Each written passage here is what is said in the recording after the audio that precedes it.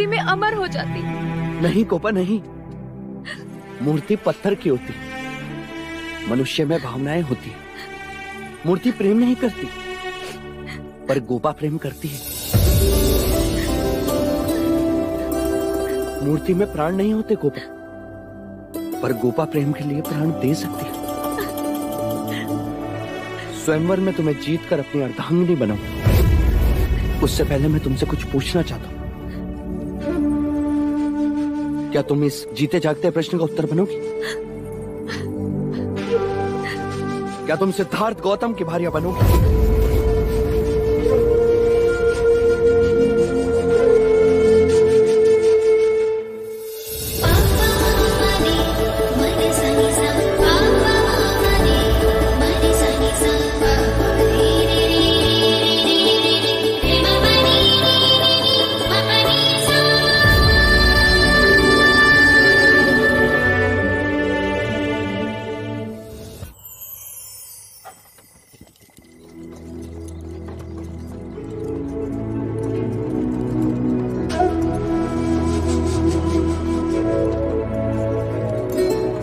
अब तुम्हारी आंखें नम क्यों हैं?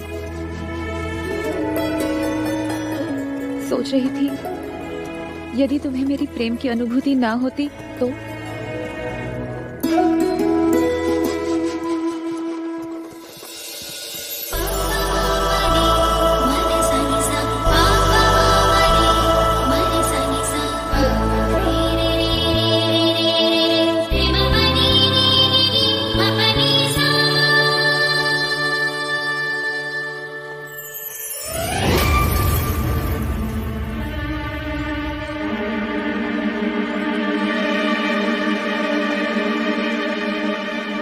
विधाता ने क्या सोचा है वो तो पता नहीं, परंतु इतना अवश्य पता है मंगा कि देवदत्त की कुंडली तो बदलनी ही होगी। तुम बहुत प्रसन्न हो रही थी ना कि सिद्धार्थ ने तुम्हारी बात मान ली। यहां मैं तुम्हें कुछ दिखाना चाहता हूं।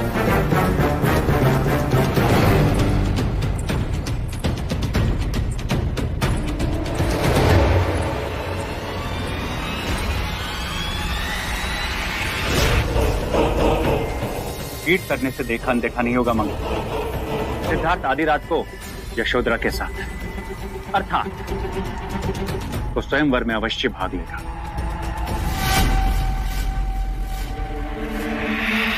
लेने दो उसे भाग,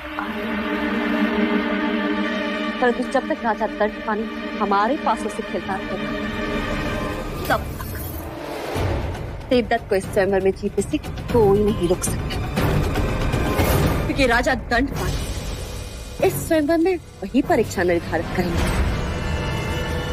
जो हम चाहेंगे।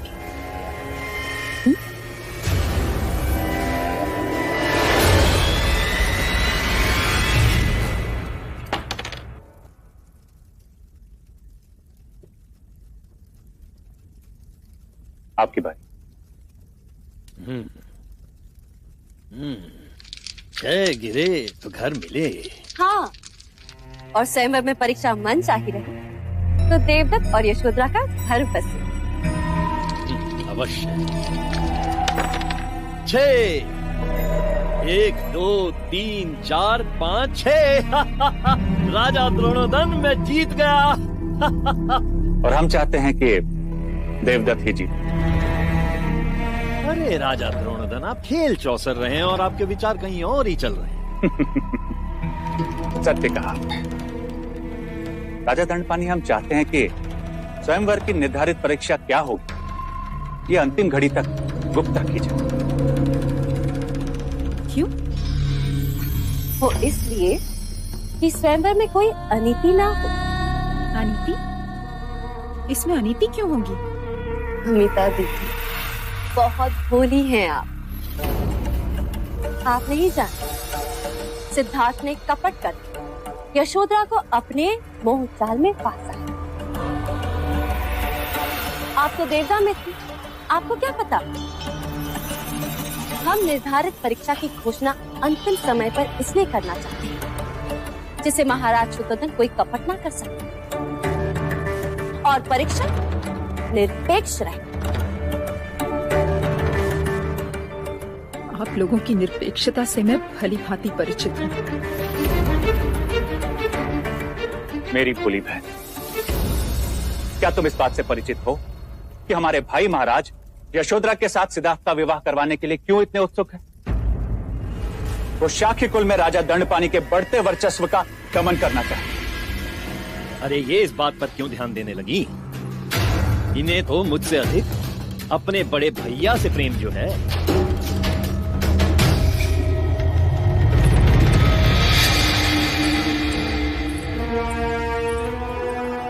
अब बताइए, आप मुझसे क्या चाहते हैं? बहनोई जी, यदि आप देवदत्त को अपना जमाई बनाना चाहते हैं तो ऐसी परीक्षा निर्धारित करें जिसका पूरा लाभ केवल देवदत्त उठा सकते। वो कैसे? वो आप मुझ पर छोड़ दीजिए। ठीक है, आप जैसा चाहते हैं मैं वैसा ही करूंगा। मैं भी यशोधरा का विवाह एक क्षत्रिय के साथ करना चाहता हूँ, किसी कायर के साथ नहीं। सिद्धार्थ को हमें हर हाल में पराजित करना ही होगा।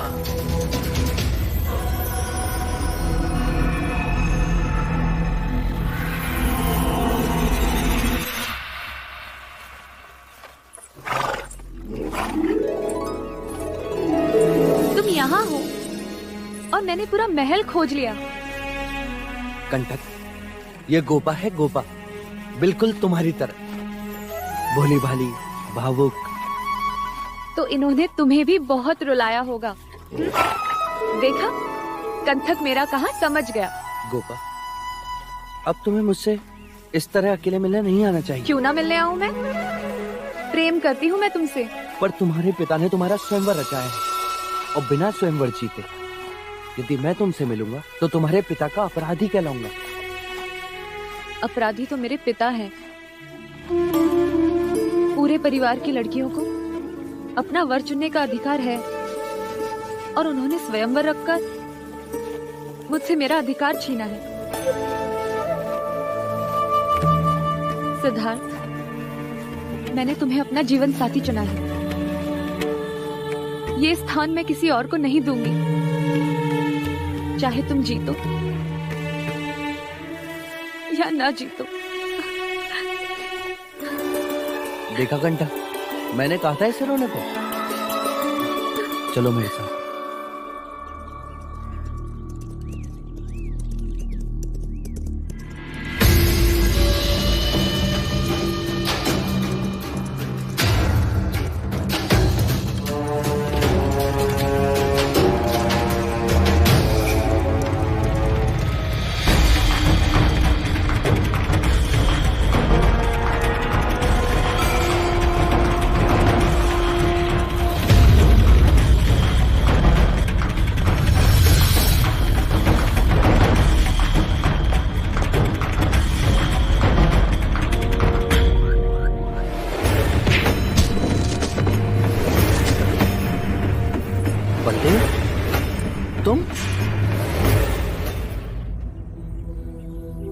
युवराज सिद्धार्थ, सेवक का प्रणाम स्वीकार करें।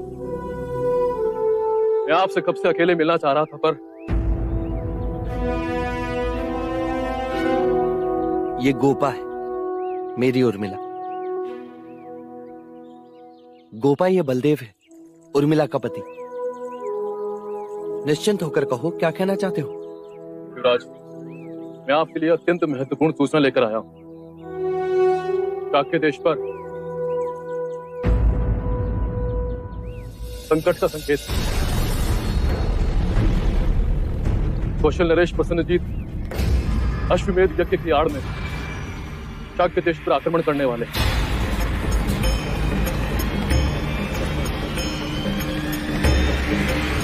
परंतु तुम इतने विश्वास के साथ कैसे कह सकते हो? प्रमाण भी है। कौन? बलदेव। बलदेव, जिसने तुमसे अभयदान लिया था? वो राजदूत जिसके पीछे आपने सैनिक भेजे थे।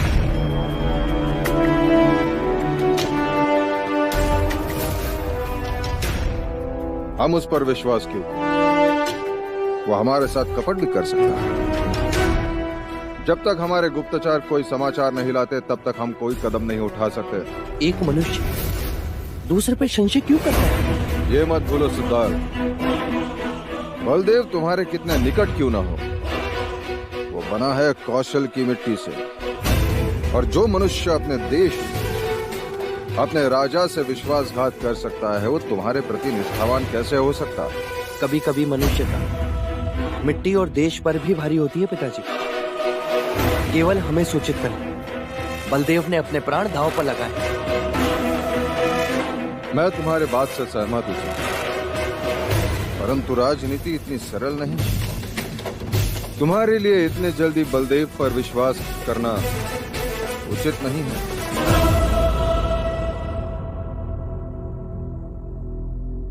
परंतु हम चौकन्ना अवश्य रहेंगे।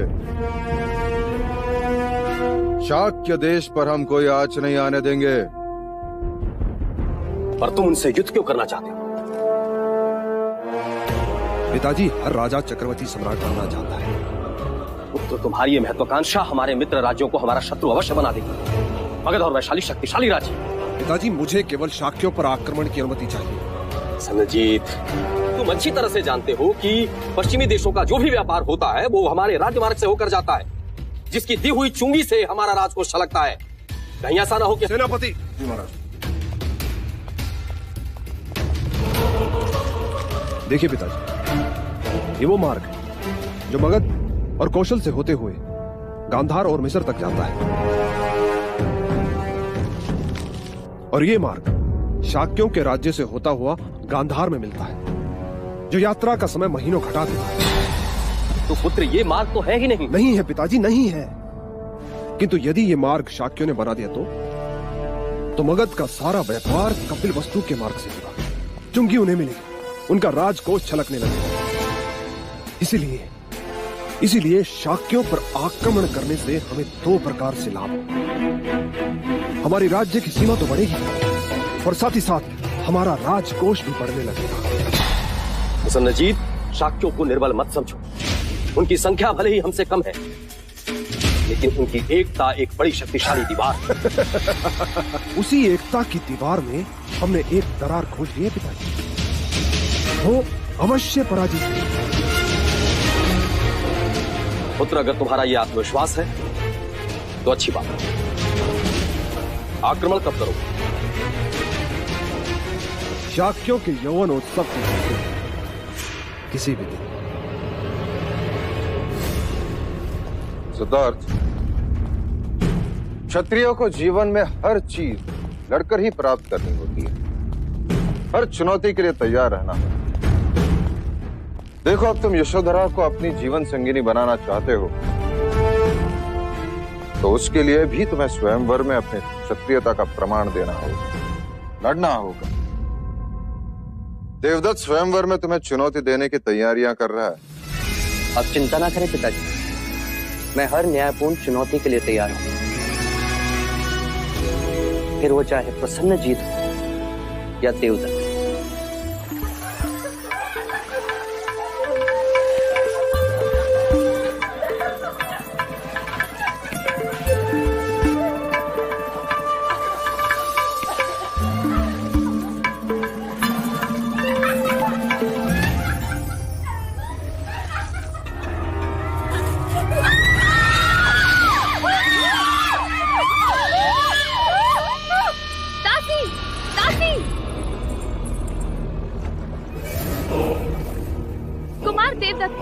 तुम्हें लाज नहीं आई इस तरह वामा कुंड पर आते हुए? तुम जानते नहीं कि यहाँ पुरुषों का आना निषेध है? जानता हूँ यशोधरा देवी, पर इन्हीं के आने में तो कोई निषेध नहीं। उन वस्त्रों को मत छूना देवदत्त, ये तुम्हें शोभा नहीं देता।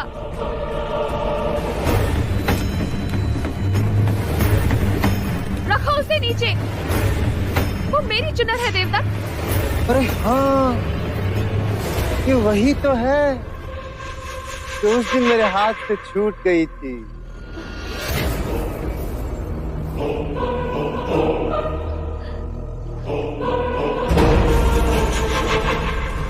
देवदत्त,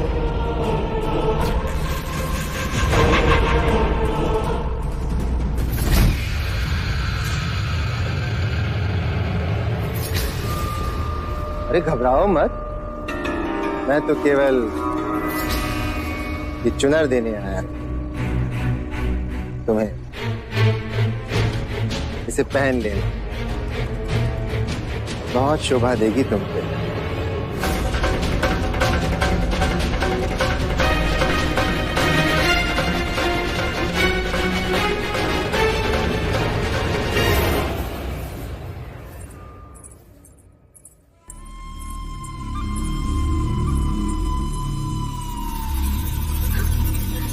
यशोधरा,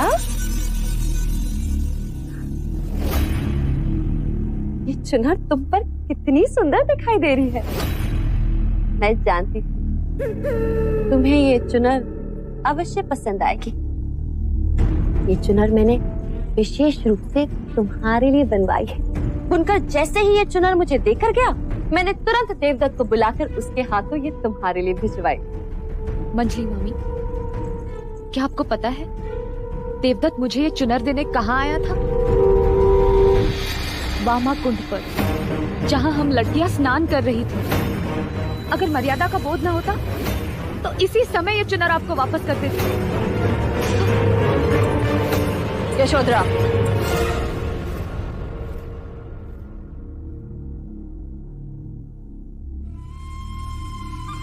देवदत्त की ओर से मैं तुमसे क्षमा मांगती हूँ।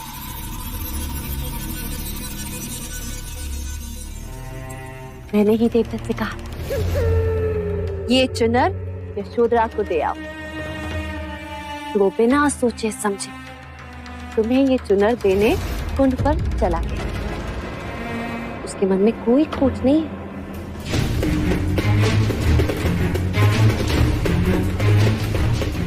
तुम ये बात किसी और से मत कहना। तुम्हें पता है ना, एक स्त्री के कारण भाइयों में महाभारत हुआ। तुम ऐसा कोई कारण नहीं बनना चाहती। फिर चाहे तुम आधी रात युवराज के साथ क्यों ना घूमो। जब आप इतना ही जानती हैं, तो आपको देवदत्त को समझाना चाहिए कि वो स्वयंवर से हट जाए। मैं विवश और वो हटी। वो तुमसे ही विवाह करना चाहती और उसे कोई नहीं रोक सकता।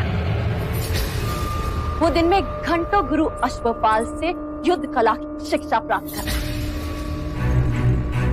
और तुम तो जानती हो देवदत्त कितना शक्तिशाली है।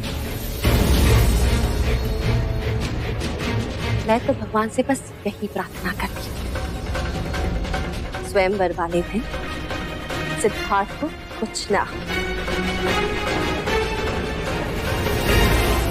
अन्यथा मुझे बहुत खेद होगा।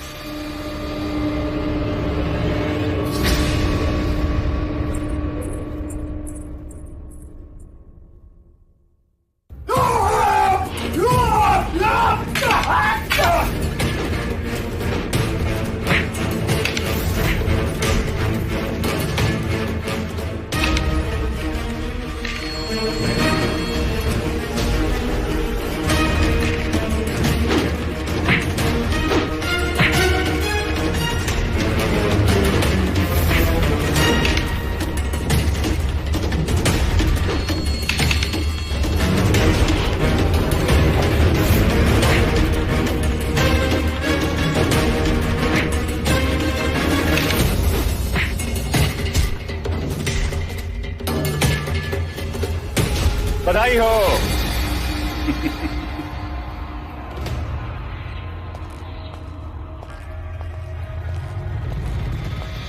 बधाई हो पुत्र। शक्ति के साथ साथ अब तुम्हें चपलता भी आ गई, जैसे सिद्धार्थ ने। किंतु एक बात का ध्यान रखना कि सिद्धार्थ की उंगलियां तुम्हारी गर्दन तक न पहुंचेगा, अन्यथा फिर से तुम्हारी नस दबा के वो तुम्हें मूर्छित कर देगा। आप चिंता ना करें पिताजी, अब मैंने सब जान लिया है। चोटी की तरह मसल के रख दूंगा। फिर यशोधरा केवल मेरी होगी। केवल मेरी सत्य कथा, पुरुषार्थ कथा, सुनो सुनो सिद्धार्थ कथा।